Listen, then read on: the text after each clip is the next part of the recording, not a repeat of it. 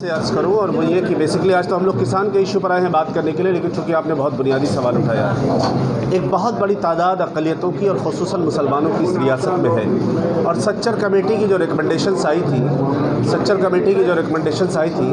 उसके हिसाब से हम ये कह सकते हैं कि जो गुर्बत है, जो नौकरियों में कम हिस्सेदारी है, जो तालीमी मसाइल हैं, वो इस रियासत में मुसलमानों के और अक़लियतों के बहुत ज़्यादा है। उनको जिस तरह की हिस्सेदारी मिलनी चाहिए थी, जो भागीदारी मिलनी चाहिए थी, वो सीपीएम के शासनकाल में जो कमी रह गई थी, इस बार वही कंटिन्यू एक तरह से ममता बनर्जी के शासनकाल में भी हुआ है। कहने का मतलब ये है कि अक़लियतों के हालात यहाँ के दूसरे लोगों के मुकाबले में बहुत कमज़ोर हैं। इसलिए ममता दीदी ने जो बात कही है वो बिल्कुल ही गैर जानिबदाराना बात नहीं है और उसमें सियासत ज़्यादा है, सच्चाई का। अच्छा, आप क्या देखते हैं गुज़श्ता 10 साल? देखिए, जो भारत सरकार के आंकड़े हैं, जो अलग अलग इंस्टीट्यूशंस के आंकड़े हैं, वो इस बात की तरफ इशारा करते हैं कि बंगाल के अक़लियतों और ख़ुसूसन मुसलमानों की हालत जो पहले थी उसमें कोई ख़ास सुधार होता हुआ दिखाई नहीं देता है। ये मैं नहीं कह रहा हूँ, ये जो आंकड़े उपलब्ध हैं उस हिसाब से मैं बात आपसे अर्ज़ कर रहा हूँ। कहने का मतलब ये है कि बंगाल को अगर तरक्की के रास्ते पर ले जाना है तो बंगाल की अक़लियतों को और ख़ुसूसन मुसलमानों को, जिनकी तालीमी, जिनकी सियासी, जिनकी समाजी और जिनकी माशी हालात बहुत ख़राब हैं और देश के हालात से कमज़ोर हैं, उस पर काम करने की ज़रूरत है। हम उम्मीद करते हैं कि रियासत की सरकार इस बात को समझेगी और ज़िम्मेदारी के साथ अक़लियतों की फ़लाह व बहबूद के लिए काम करने की कोशिश करेगी। अच्छा, इसके चुनाव से पहले देखिए, वो रियासत का इशू है और ममता बनर्जी ने उसको किस सिलसिले में कहा है, मैं उस पर कोई कमेंट नहीं करना चाहूँगा। लेकिन दुर्गा पूजा को हिंदुस्तान में और ख़ास तौर से बंगाल में एक, बेशक वो हिंदुओं का त्यौहार हो सकता है, लेकिन वो एक मेल मिलाप का भी त्यौहार है और सब लोग मिलजुल कर दुर्गा पूजा को बनाते हैं। दुर्गा पूजा एक कल्चरल आइडेंटिटी का या कल्चरल सिंबल है एक तरह से बंगाल का। इसलिए मुझे लगता है कि उसको उस चश्मे से देखना और उस तरह से बात करना ठीक नहीं होगा। सरकारी फंड का दिया जाना, इसको किस तरह देखते हैं? मुझे लगता है प्रदेश कांग्रेस कमेटी ने इस पर जवाब दिया होगा। प्रदेश कांग्रेस कमेटी ने जो भी लाइन ली होगी हम लोग उसके साथ हैं। कहने का मतलब ये है कि अगर दुर्गा पूजा के पंडालों पर लोगों की ये मांग थी कि उनको कुछ मदद की जाए और उन्होंने किया होगा, तो कांग्रेस पार्टी मुझे लगता है कि इस पर कोई रिएक्शन नहीं देगी। सरकार ने किया है, ठीक है, उनको ज़रूरत, उनको लगा होगा कि करना है, इसलिए उन्होंने किया होगा। एक बात बहुत साफ है और वो ये है कि बार बार ये बात होती थी कि भारतीय जनता पार्टी के और आरएसएस के नज़रिए फ़िक्र के ख़िलाफ़ कौन सी सियासी जमात और सियासी पार्टी है जो मुल्की पैमाने पर लड़ सकती है।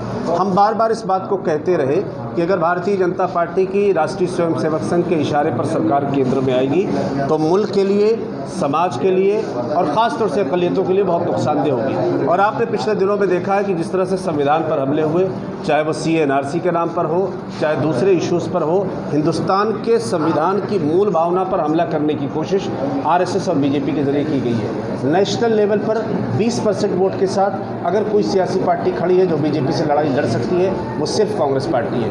कोई भी इलाकाई पार्टी भारतीय जनता पार्टी के खिलाफ नहीं खड़ी हो सकती। ममता बनर्जी कांग्रेस पार्टी का हिस्सा रही हैं। राजीव जी ने उनको टिकट दिया था, वो छात्र परिषद की ज़िले की अध्यक्ष थी या ज़िले की पदाधिकारी थी, उनको सांसद का टिकट देकर आज वो इतनी बड़ी देश की नेता है या राज्य की नेता है, उसमें कांग्रेस पार्टी के झंडे के तले ही वो इतनी बड़ी नेता बनी है। मैं सिर्फ इतना कहना चाहता हूँ कि इस मुल्क में, इस मुल्क के संविधान की, राज्य के लोगों की हक की लड़ाई को कोई लड़ सकता है और अक़लियतों के अधिकार को अगर कोई बचा सकता है जिम्मेदारी के साथ, तो सिर्फ कांग्रेस पार्टी और कांग्रेस पार्टी का नेतृत्व बचा सकता है।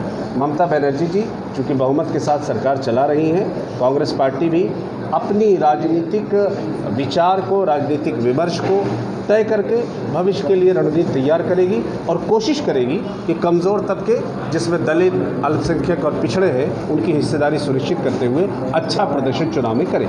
अच्छा, गनी खान चौधरी, देखिए, ऐसा है कि गनी खान चौधरी साहब जब कांग्रेस पार्टी में जब उन्होंने सियासत शुरू की थी तो उस वक्त कांग्रेस पार्टी एक मजबूत पार्टी इस रियासत में हुआ करती थी। गनी खान चौधरी साहब को राष्ट्रीय स्तर पर मौका मिला, भारत सरकार में वो रेल मंत्री रहे और उन्होंने बहुत शानदार काम किया। और मुझे याद है कि अखिल भारतीय कांग्रेस कमेटी का अधिवेशन था 2003 या 4 में और गनी खान चौधरी साहब को कोई 2 लोग सहारे से ले जा रहे थे, तो किसी कांग्रेस के नेता, बड़े नेता ने कहा था कि देखो एक लेटा हुआ समुंदर जा रहा है। गनी खान चौधरी जैसे लोग बड़ी मुश्किल से मिलते हैं और बनते हैं। मैं सिर्फ एक बात कहना चाहता हूँ कि ना कोई दूसरा अहमद पटेल बन सकता है, ना दूसरा कोई मौलाना आज़ाद बन सकता है, ना कोई दूसरा गनी खान चौधरी बन सकता है। समय समय पर नया नया नेतृत्व खड़ा होता है। हम उम्मीद करते हैं कि आने वाले समय में इस रियासत से बड़े माइनॉरिटी के चेहरे, ख़ास तौर से मुस्लिम चेहरे खड़े होंगे जो चुनाव में भी जीतेंगे और लोगों का समर्थन भी उनको प्राप्त होगा, न सिर्फ मुस्लिम समाज का, न सिर्फ अल्पसंख्यक समाज का, बल्कि सर्व समाज का समर्थन लेते हुए वो रियासत का नाम राज्य में भी और नेशनल लेवल पे भी आगे बढ़ाने का काम करेंगे। कांग्रेस पार्टी के शीर्षस्थ नेतृत्व में श्री राहुल गांधी जी ने हम लोगों को भी ये काम दिया है कि हम लोग नई लीडरशिप को आइडेंटिफाई करें।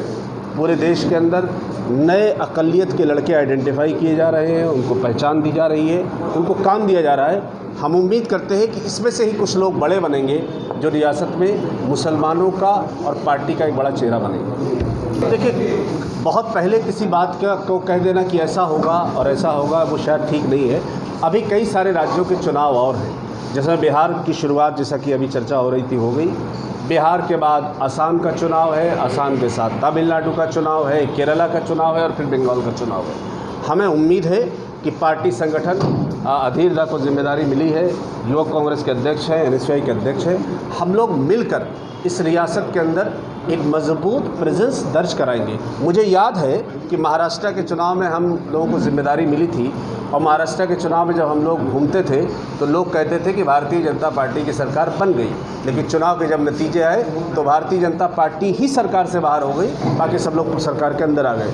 अभी कुछ कहना जल्दबाजी होगी, आने वाला समय तय करेगा कि इस राज्य के अंदर किस तरह की सरकार बनती है और कांग्रेस पार्टी की क्या भूमिका होती है। हमें उम्मीद है कि आने वाले समय में इस राज्य के अंदर कांग्रेस पार्टी की एक मजबूत, शानदार और ज़बरदस्त भूमिका होगी जो राज्य की जनता के साथ मिलकर काम करेगी।